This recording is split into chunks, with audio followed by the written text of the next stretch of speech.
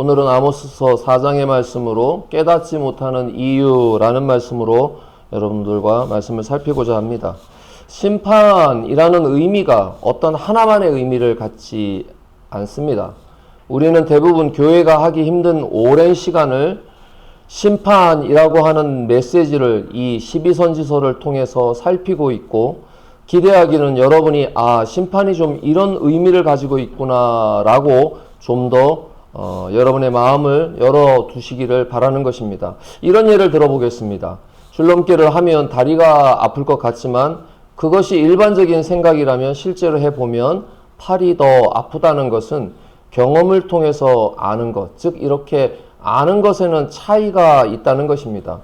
마치 심판이란 용어 자체가 위협적이고 또 위압감을 느끼게 하고 부정적인 의미를 가지고 있기 때문에 우리가 아는 것이라는 심판과 특히 성경이 말하고 있는 하나님의 심판이라고 하는 내용에는 차이가 있다는 것을 우리가 지난 5개월 동안 여러분들이 조금 생각을 할 수 있다면 설교자의 입장에서는 다행이다 라고 말할 수 있는 것이죠. 이 심판은 하나님의 사랑을 경험하고 그 사랑이 결국은 예수 그리스도를 통하여 어떻게 드러나는가는 목표까지 이르는 것입니다. 다시 말해서 소선지서를 읽고 들으며 우리 생각 어디쯤에서 우리가 1년 반 동안 살펴보았던 요한복음의 메시지를 연결하고 있다라고 하는 느낌, 또는 어떤 장면들, 예를 들어서 대표적으로 4장에 있었던 사마리아 여인이나 8장에 있었던 간음하는 현장에서 잡혀온 여인이 용서받는 장면이나 9장에 있었던 눈먼 자가 눈을 뜨게 되고 주님을 보면서 주님으로 받아들이는 과정이라든지, 11장에 이미 주님을 따르고 있었던 나사로가 죽음을 맞이하지만 다시 살아나는 장면들이 그렇다는 것이죠. 예를 들어서 3장에서 하나님이 세상을 이처럼 사랑하사라고 했던 말씀이 오늘 이 소선지서에서도 충분히 드러나고 있고, 여러분이 하나님의 말씀으로 읽었던 호세아 3장에도 어떻게 했습니까? 그 여인을 사랑하라라고 했던 말씀처럼 하나님의 사랑이 드러난 바 됐다는 것입니다. 그러나 요한복음 3장 18절에는 믿지 않는 것을 이미 심판받았다라고 말함으로 인해서 심판받는 의미가 무엇인가라는 것을 살펴보는 것이죠.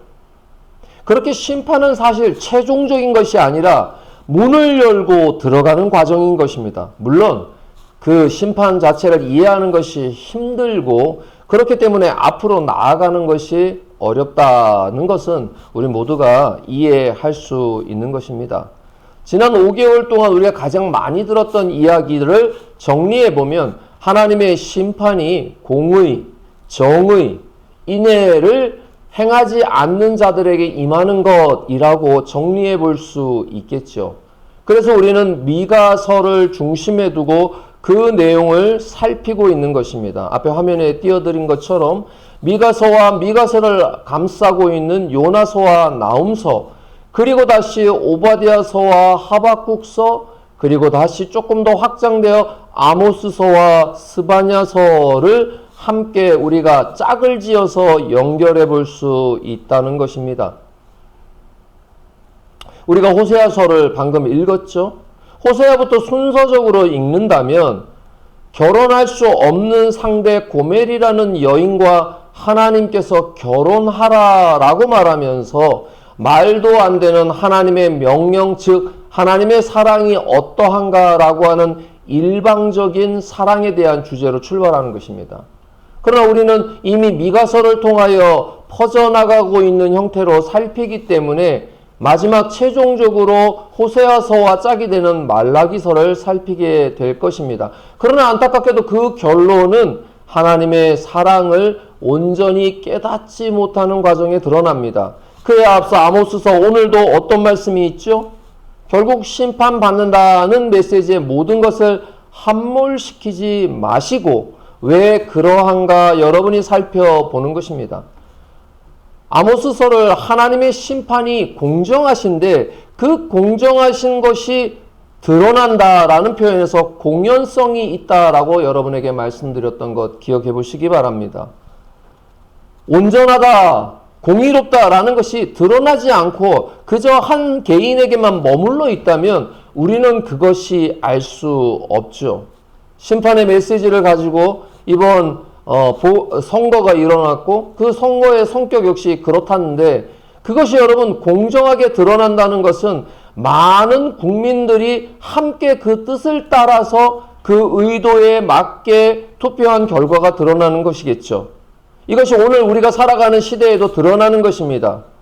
그런데 심판이 마치 어떤 사람들처럼 앞장서서 폭력을 동원하거나 내가 아는 힘을 이용해서 뒤집어 엎겠다라고 하는 폭력을 수반할 때는 그건 결코 용납될 수 없는 의미를 갖고 있는 것입니다.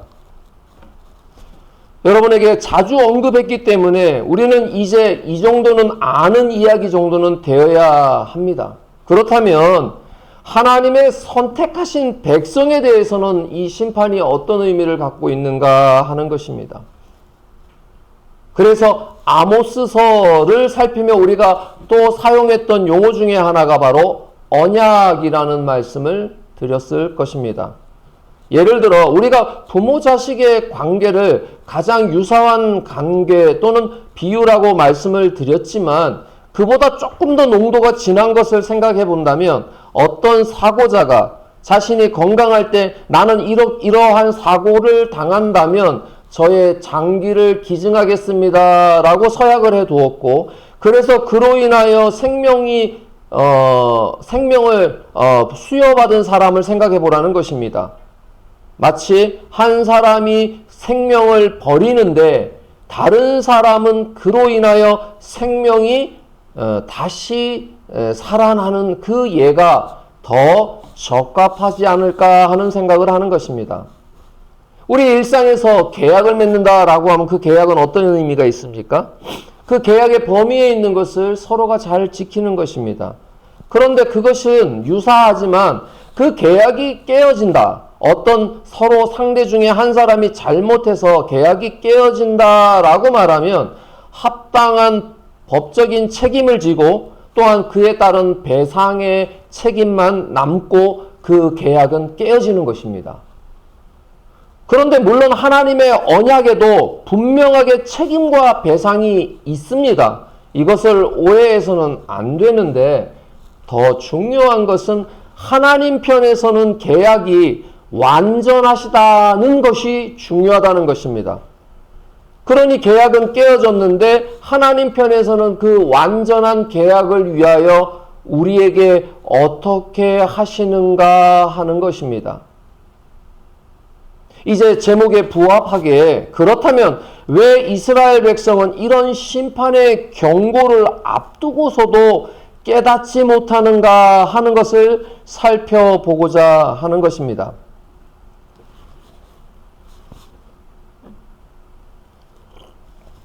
깨닫는다. 이 깨닫는다라는 한 단어는 그만큼이나 어려운 단어가 아닐까는 생각을 합니다. 어려운 이유는 저는 개인적으로 깨닫는 곳에는 감정이라고 하는 것이 그 중심 또는 그 뒤에 있기 때문이다라는 생각을 합니다. 잘 들어보시기 바랍니다.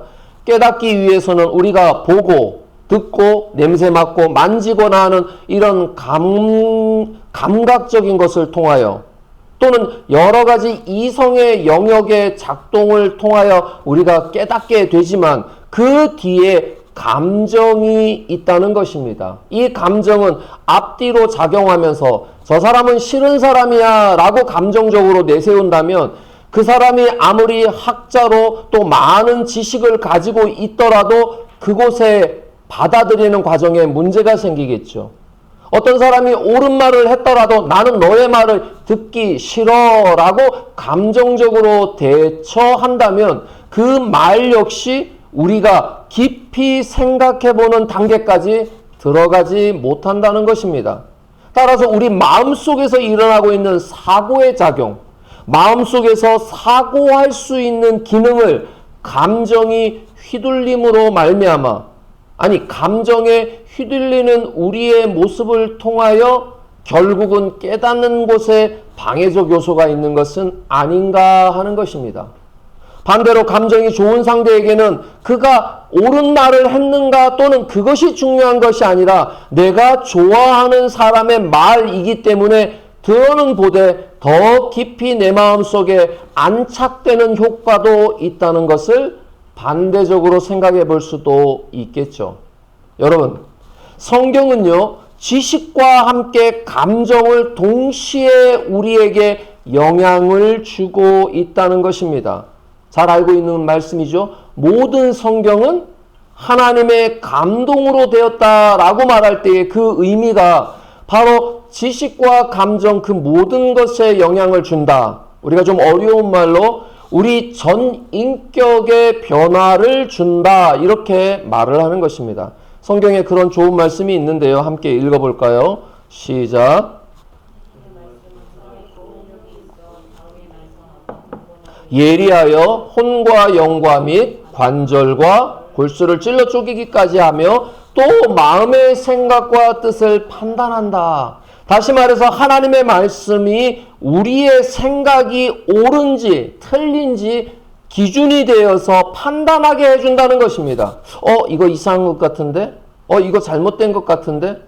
우리가 지식이 있어서 그 모든 것을 판단할 것처럼 생각하지만 앞서 우리의 감정은 그것의 농도를 흐리게 하기 때문에 하나님의 말씀이 우리의 마음에 들어오는 것들을 옳고 그름을 판단하게 한다는 것입니다. 그래서요, 첫째로 아모스서는 지난주에 우리에게 이렇게 말했죠. 생각해보라. 내가 너희에게 이렇게 한 것이 잘못되었나? 라고 생각해보라는 것입니다. 한 7, 8가지 정도 내용이 나왔었죠. 너희도 생각해보라 라고 하는 이 질문을 통해서 우리에게 사고하게 만든다는 것입니다. 생각하게 만든다는 것입니다. 상식적으로 생각해보라. 그게 말이 되겠니? 라고 말하는 이 말씀은 보편적인 질문과 답의 형식을 통해서 우리로 하여금 그 사건, 현상 또는 그 문제에 대해서 의식을 가지고 접근하게 합니다. 그런데요, 오늘 4절부터 말씀은 좀 다릅니다. 오늘 4절의 말씀을 한번 읽어볼까요? 5절까지 시작. 너희는 베델에 가서 범죄하라. 길갈에 가서 죄를 더하라. 아침마다 너희 희생을 드리고 3일마다 너희 11조를 드려라. 누룩 넣은 곳을 불살라 수은제로 드리며 낙헌제를 소리내어 선포하라. 여러분, 이것을 새 성경으로 새 번역으로 읽어보면 너희가 베델로 몰려가서 죄를 지어라. 길갈로 들어가서 더욱더 죄를 지어라. 아침마다 희생제물을 바치고 사흘마다 11조를 바치고 그렇게 해보아라. 또 누룩 넣은 빵을 감사제물로 불살라 바치고 큰 소리로 알리면서 자원예물을 드려 보아라. 이스라엘 자손아, 바로 이런 것들이 너희가 좋아하는 것이 아니냐. 여러분, 우리 교회적 용어로 표현하면 이런 거죠. 새벽기도 해라. 헌금 드려라. 각종 감사함을 드리고 시간을 지켜서 하고 그 뒤에서는요, 큰 소리로 어쩌면 기뻐하며 찬양하며 감정적인 분위기에 휩싸여서 그렇게 하나님 섬기는 것처럼 해보라는 것입니다. 지금 누가 그 얘기를 하고 있습니까? 하나님께서 그 이야기를 하는 거죠. 야, 너 잘못한 거 아니야? 너 한번 생각해봐. 이러다가 부모님들이 그러죠. 그래, 너 하고 싶은 대로 해봐. 정말 유사하지 않습니까? 이스라엘 백성은 이게 맞다라고 생각했다는 것입니다. 왜 그러냐면 방금 말씀하신 건데 뭐라고 그랬어요? 이스라엘 자손아, 이것이 너희가 기뻐하는 바니라. 즉 우리가 기뻐한다. 우리 감정 속에서 그것을 좋게 여기고 받아들인다는 것입니다. 이스라엘 백성은 이게 맞다라고 말하는 거죠. 제사 잘 드리는 거, 하나님께서 정하신 근거를 두고 있죠. 창세기, 출애굽기, 레위기에 보면 하나님께서는 이렇게 저렇게 제사 드리라라고 되어 있기 때문입니다. 그러니까 이들은 거기에 맞춰서 제사 잘 드리고 있는 것입니다. 하나님이 정하신 절기에 따라서 하나님 앞에 예배하러 나오고 그때마다 감사의 제물로 그리고 새벽 기도마다 나오고 그렇게 한다는 얘기입니다. 그런 이런 보편적인 내용에서 이스라엘 백성에만 해당되어 오는 것으로 넘어오면서 그러면 교회 다니는 사람이 이렇게 생각하죠. 나 주일 예배 잘 참석하는데 이게 무슨 문제지? 여러분 이제 그 사고하는 것은 조금 더 깊이 들어가는 것입니다.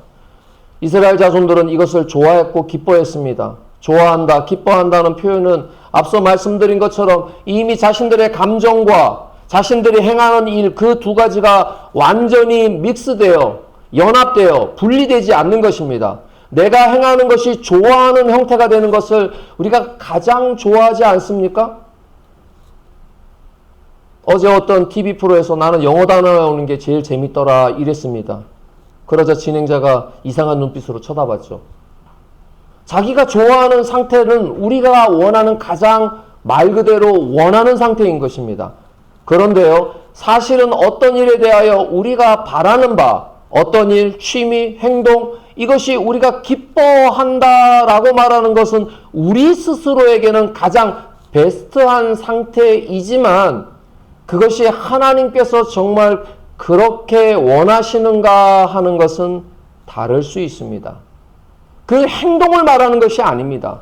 그 본질적 의미, 즉 제사는 하나님이 원하셨던 것이시죠.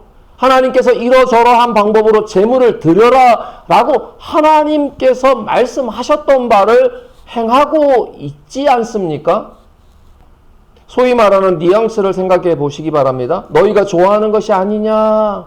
그런데 제사라는 방식을 주신 분, 그것이 맞다라고 하시는 지금 하나님께서 오히려 그렇게 말하는 것입니다. 이해를 위해 말을 좀, 격을 좀 낮추면, 하라고 해서 했는데, 그래서 우리의 마음까지 기뻐하고 있는데, 도대체 무슨 말을 하려는 거지?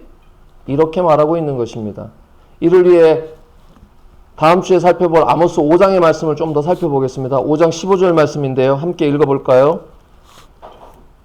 5장 15절 말씀 시작. 너희는 악을 미워하고 선을 사랑하며 성문에서 정의를 세울지어다. 이 말씀입니다.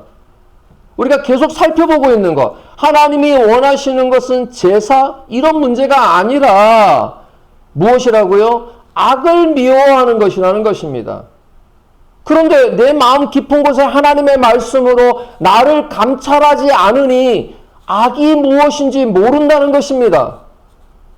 그렇지 않죠. 시편 1편에서 악한 자는 악의 꾀를 쫓아가는 자, 거짓말하는 자, 너무 쉬운 말로 정리되어 있습니다. 선을 사랑하라. 하나님이 원하시는 것 이미 우리가 살펴보았죠. 가난한 자, 약한 자를 살펴보라는 것입니다. 세상의 방식대로 하지 마세요라는 거죠.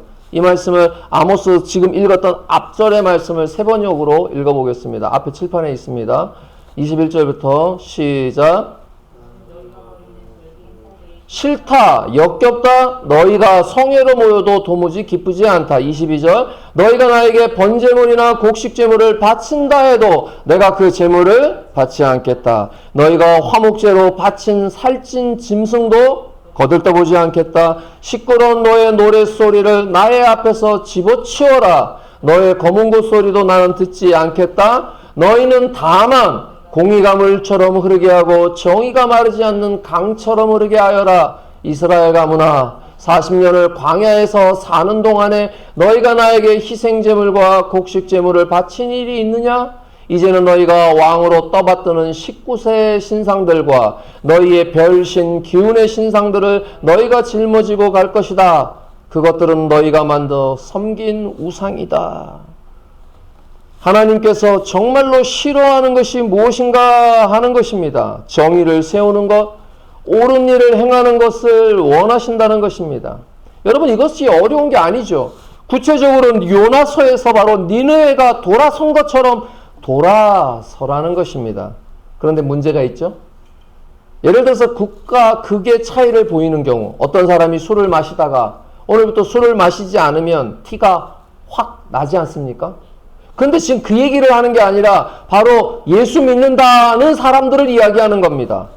교회도 잘 다니고 별탈도 없고 교회 나오면 찬양하면 늘 기쁨의 눈물을 흘리면서도 바로 그렇지 못한 사람들이 들을 때에 도대체 뭐가 잘못이라는 거야? 이건 내 얘기가 아니구나.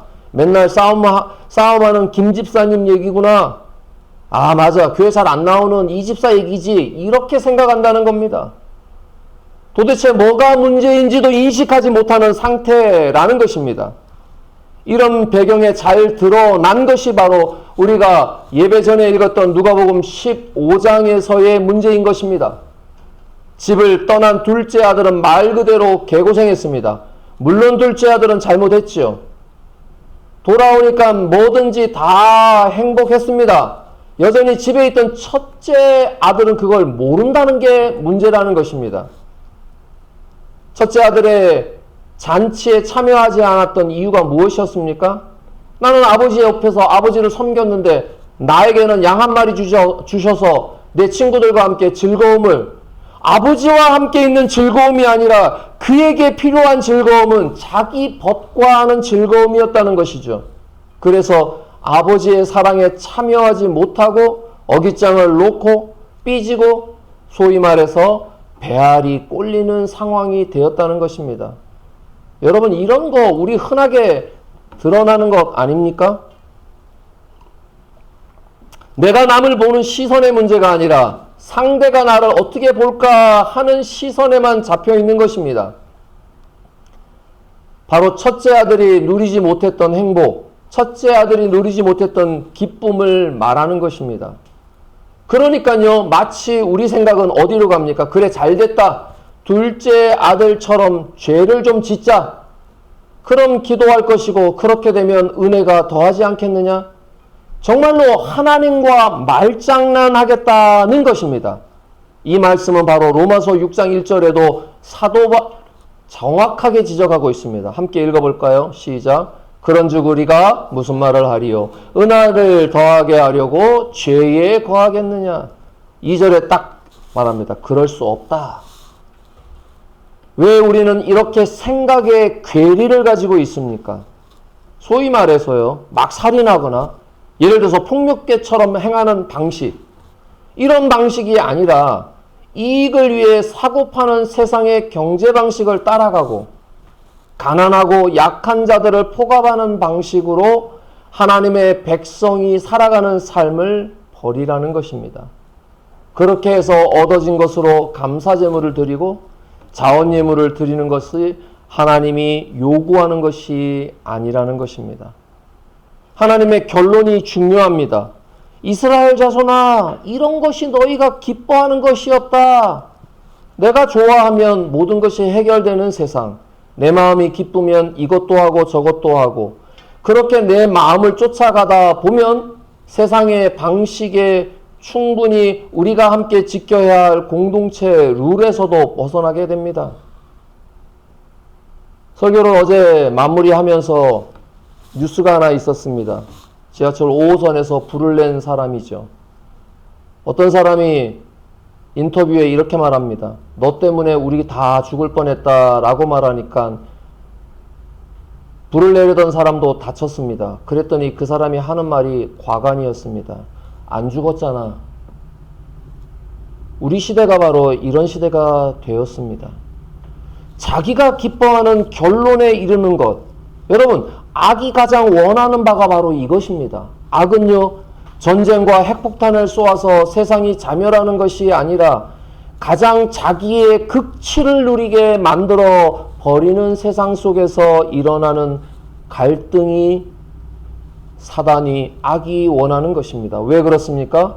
성경의 창세기 3장 6절에 원초적으로 이런 표현이 잘 되어 있습니다. 함께 읽어볼까요? 시작. 여자가 그 나무를 본즉 먹음직도 하고 보암직도 하고 지혜롭게 할 만큼 탐스럽기도 한 나무인지라. 여자가 그 열매를 따먹고 자기와 함께 있는 남편에게도 주매 그도 먹은지라.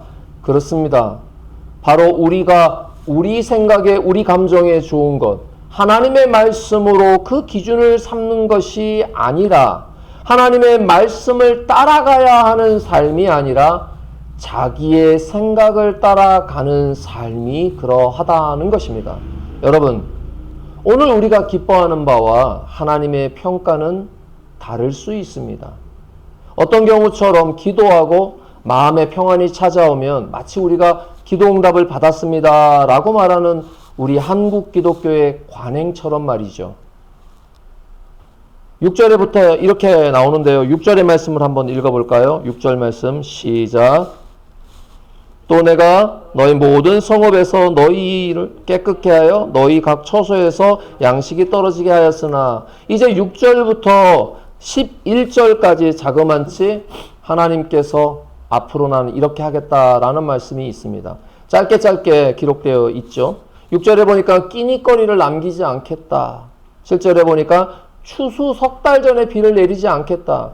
추수 석 달 전이면 마지막에 비로소 곡식을 연글게 하는 것 아닙니까? 그런데 그 석 달 전에 비를 내리지 않겠다. 8절에 가뭄 상태가 심한데 여기는 비가 오고 저기는 비가 오고 그렇게 하나님께서 하시겠다는 것입니다. 9절에는요. 곡식을 마르게 하는 재앙과 함께 깐부기, 팥중이와 같은 유충들을 보내어서 다 먹어버리겠다는 것입니다. 10절에는요. 전염병을 내리겠다. 이거 이집트 심판이었지 않습니까? 11절에 성읍을 무너뜨리겠다. 소돔과 고모라처럼. 여러분 소돔과 고모라가 예수 안 믿어서 망한 것이 아닙니다. 악을 행했다. 어떻게 해요? 말씀드린 것처럼 모든 기준이 사라져서 자기 좋을 대로 행하는 시대의 악함이 바로 소돔과 고모라의 대표적인 예인 것입니다. 이렇게 바로 하나님께서는 심판하시겠다라고 말씀하시는 것입니다. 그렇다면 이 정도 심판이라면 우리 사실은 두려워서라도 들어야 되지 않겠습니까? 여러분 생각해 보시면 바로 이런 심판의 메시지는 저와 여러분에게도 늘 함께 있는 것입니다. 안전벨트 안 매면 사고 납니다. 조심하지 않으면 넘어집니다. 그렇게 하지 않으면 언젠가 다치게 됩니다. 이런 것이 고작 하나님의 말씀이 아니더라도 우리 삶 속에는 그런 심판의 메시지가 여전히 존재하지 않습니까? 부모 말을 듣지 않는 자녀들, 친구 말에 귀를 담지 않는 친구들, 위험한 거 알면서도 하는 행동들, 이 모든 것이 우리에게 일종의 작은 형태의 경고라는 것은 결코 틀린 말은 아닐 것입니다. 12절과 13절에 그렇게 되더니 이렇게 말하죠. 12절과 13절의 말씀을 읽어보겠습니다. 아모스서 4장 12절 13절에 그러므로 이스라엘아 내가 이와 같이 네게 행하리라. 내가 이것을 네게 행하리니 이스라엘아 네 하나님 만나기를 준비하라. 보라 산들을 지으며 바람을 창조하며 자기 뜻을 사람에게 보이며 아침을 어둡게 하며 땅의 높은 데를 밟는 이는 그의 이름이 만군의 하나님 여호와시니라. 오늘 우리 시대를 좀 살펴보겠습니다. 과도한 민원으로 사람을 죽게 하는 것, 언어폭력의 시대는 일상의 대화이자 이제는 특히 게임 문화로 성장한 젊은 세대들은 말을 끊고 도망가면 자기가 이긴 것처럼 말하는 시대. 이것이 아무리 법적인 처벌이 된다 하더라도 가장 소극적인 규제일 뿐이지 않습니까? 세계 자살률 1위와 같은 불명예 우리나라의 몇 개의 기록들을 가지고 있고 비록 이것이 정권이 바뀐다 해도 쉽게 바뀌지 못할 우리나라의 기조 또 우리나라 시대의 아픔을 그대로 드러내고 있는 것이라 할 수 있겠습니다. 문제에 대한 깊은 사고가 없는 우리 시대의 모습. 어떤 학자는 뿌리가 뽑힌 상황이다라고 말합니다. 여러분 생각해 보시면 대표적으로 세월호 참사는 아이들에게 어른들의 말을 들을 필요가 없다라고 하는 강력한 메시지를 주었습니다. 이어진 이태원 참사는 사고를 더 강화시켜서 국가 제도 역시 믿을 수 없다라고 하는 불신의 시대를 만들어버렸죠. 우리 사회는 믿고 말할 수 있는 앞선 사람들의 사고나 또는 그들의 사상이 무시당하죠. 꼰대라는 말 한마디면 그냥 게임 체인지입니다. 나이가 든 것에 대한 불신, 그런 불신은 정치 모든 영역 자체로 다 무시해버리는 시대가 된 것입니다.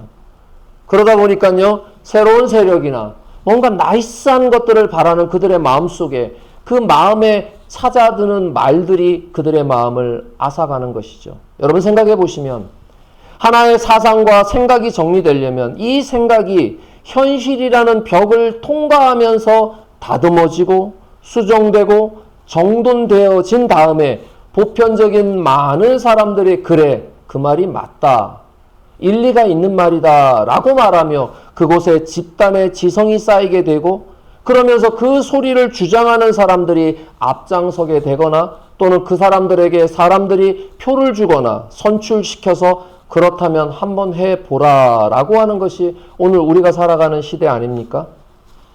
하지만 반면에는 어떤 하나가 유행이 되면 SNS를 타고 전국을 휩쓸고 너도 나도 유행에 뒤처지지 않기 위하여 물건을 구매했다고 인증을 하거나 그들과 다른 개성은 사라지고 함께 나도 그들 무리에 동참하는 것이 안전하게 느껴지는 우리 시대의 모습인 것입니다.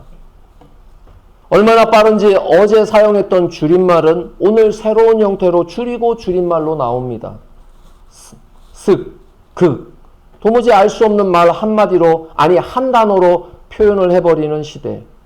줄임말을 쓰지 않으면 대화에 낄 수 없는 이런 시대가 어떤 시대를 배제하려는 의도가 있는 것이 아니라 하더라도 나는 너와 달라.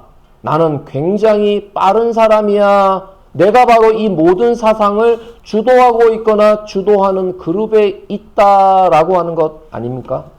여러분, 오해하지 마시기 바랍니다. 이런 것이 오늘날만 있었던 것은 아닙니다.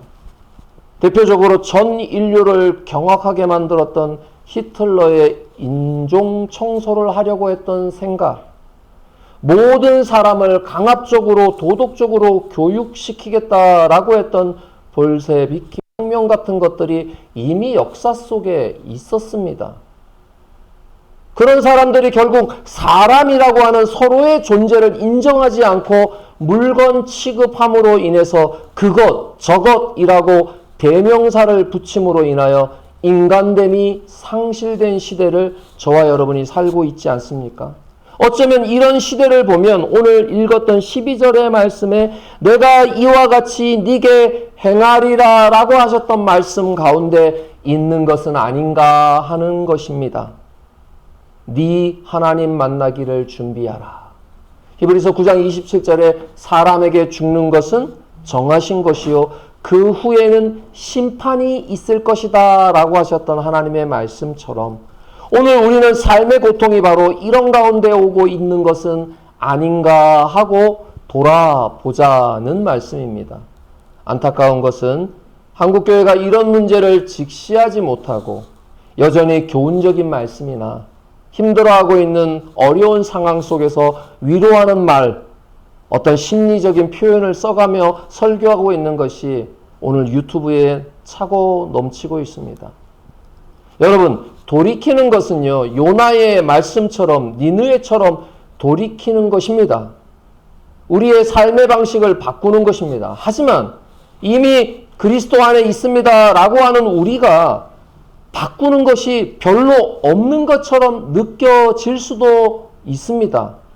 그렇기 때문에 우리는 하나님의 말씀에 뿌리 내려야만 그 말씀을 통해서 무엇의 옳고 그름을 볼 수 있는 시선을 얻는다는 것입니다.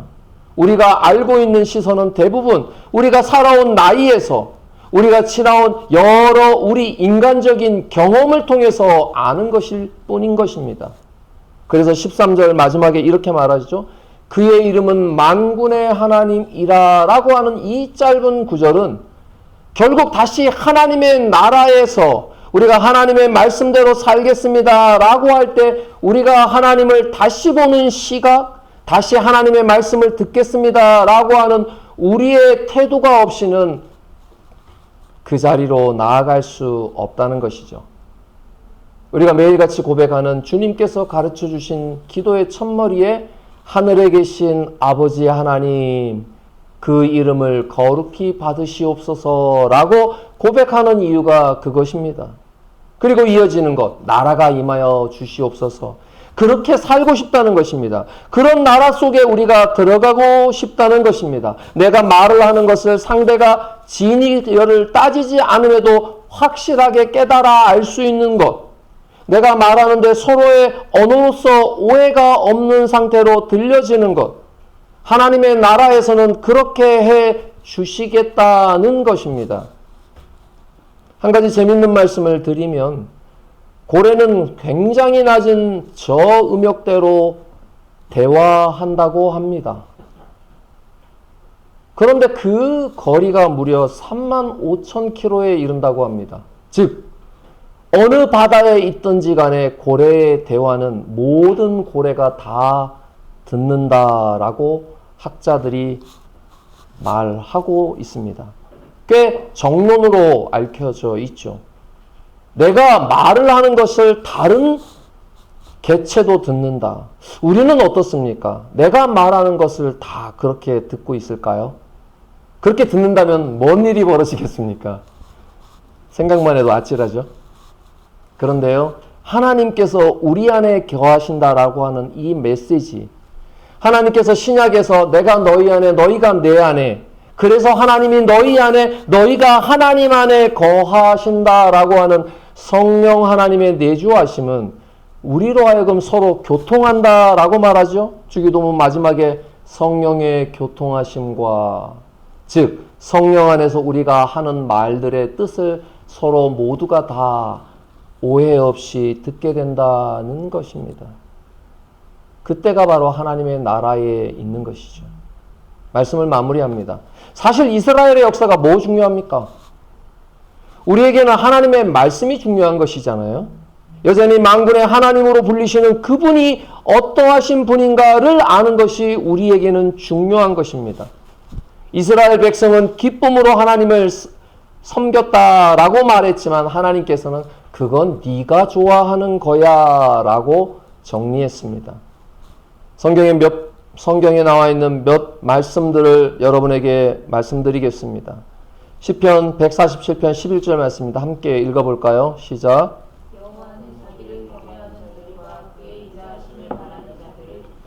149편 4절도요. 여호와께서는 자기 백성을 기뻐하시며 겸손한 자를 구원으로 아름답게 하신다. 다음의 말씀을 하나 더 읽어볼까요? 잠언서 말씀인데요. 12장 22절 시작. 거짓 입술은 여호와께서 미움을 받아도 진실하게 행하는 자는 그의 기뻐하심을 받는다. 여러분, 이 말씀들은 결국 하나님께서 원하시는 것이 제사, 하나님께서 원하시는 것이 기쁨의 찬양, 하나님께서 원하는 것이 많은 제물드림이 아니라는 것을 알 수 있습니다. 우리가 이제 후에 살펴볼 스바냐서 3장 17절 말씀, 찬양으로도 잘 알려져 있는 성구인데요. 읽어볼까요? 시작. 너의 하나님 여호와가 너희 가운데 계시니 그는 구원을 베푸실 전능자이시라.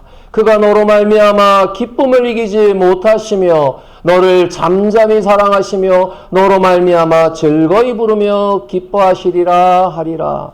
여러분의 자녀가 태어나 아무 말도 못하는 또는 그 병상에서 처음 받았을 때의 기쁨을 생각해 보시기 바랍니다. 이것이 하나님께서 우리를 향하시는 일관된 기쁨이십니다. 우리는 그렇지 못하죠. 우리는 시간이 지나면서 쌓이고 쌓여있는 여러 가지 것들로 인하여 그렇게 다 하지 못하지만, 그러나 오늘 문득 핸드폰에 오래된 사진의 자녀나 우리 어머니나 우리 부모님들이 사진에 보일 때 나도 그들에게는 그랬구나 라고 생각하며 그때의 회상에 잠기지 않습니까? 하나님도 그러하십니다. 우리를 구원하기로 작정하신 때, 그리고 우리를 이제는 미래적으로 하나님 나라에서 함께 하실 때를 바라보며 여전히 우리에게 그 기뻐 부르시는 구원으로 인하여 즐거워 하신다는 것입니다. 우리 이 땅에 살아가면서 즐거움은 이제 나이든 우리에게는 생각보다 많지 않습니다. 우리도 잘 알고 있습니다. 떼부자가 될 가능성이 낮다는 것, 이제는 로또를 몇 번을 붙어야 저 강남 어디쯤 진출해서 살 수 있다는 것, 생각처럼 인생이 쉽지 않다는 것을 알면서 우리의 기쁨은 생각보다 멀리 있구나라고 말할 수 있는 좀 철학적 인간이 되었다라고 해야 할까요? 그럼에도 불구하고 저와 여러분이 하나님께서 우리에게 주시는 기쁨을 다시 한번 회복해 보시기, 아니 그 기쁨을 묵상해 보시기 바랍니다. 우리 눈에 보이는 사물, 우리 눈에 보이는 만지는 것, 냄새 맡는 것, 듣는 것, 이런 것들로 인하여 우리의 마음의 변화가 아니라 하나님의 말씀을 들음으로 인하여 기쁨이 회복되기를 주님의 이름으로 축원드립니다. 아멘. 오늘 이 마지막 성구에 있었던 말씀을